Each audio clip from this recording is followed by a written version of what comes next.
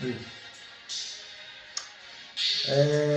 Dr. LELO #mabaphila kwilizwe loMzantsi Afrika. Namhlanje ndifuna ke ndinixoxele ngenkolo kule nyanga yamaciko nezithethe nenkcubeko yakwantu.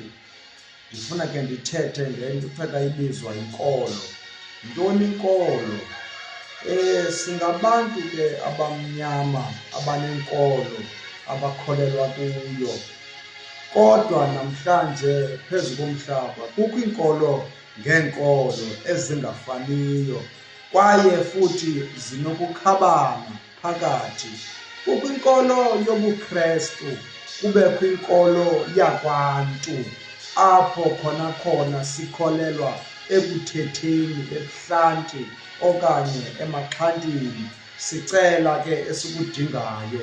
Kubekho inkolo yobuKrestu apho kuyiwa kwintlanganisela yecawe, kufikwe khona kudunyiswe, kube intlanganisela, kucelwa ke kuThixo noba kucelwa kumveli nqangi. Namhlanje ke ndizoxoxa ngezonkolo. Abantu abanintsi ke banokubhideka ngezi nkolo xa sithetha ngazo, ngoba omnye umntu uyamva esithi, hayi mani, isiko lesiXhosa alidibani nesiko lobuKrestu. Umve ezi nkolo ezohlula, kodwa naye umntu lona esimkhonzayo unguYesu Krestu wathi xa efika emhlabeni wathi, mna andizangobulala masiko nezithetho neenkcubeko zenu, qha ndizokuwandisa.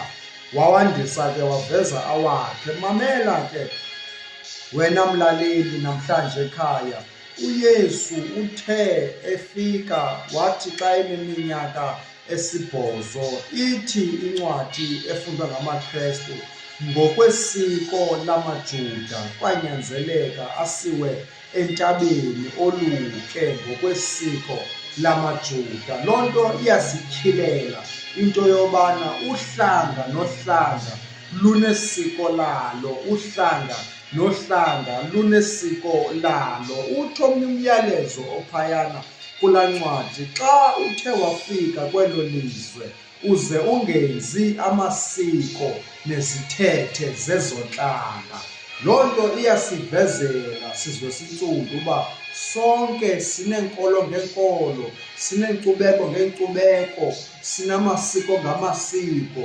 Ndithi ke namhlanje masingamkeni kumasiko asemakhaya, masingamkeni kwinkcubeko yethu, masihlaleni kuyo, singanyakaziswa ziinkcubeko zangaphandle.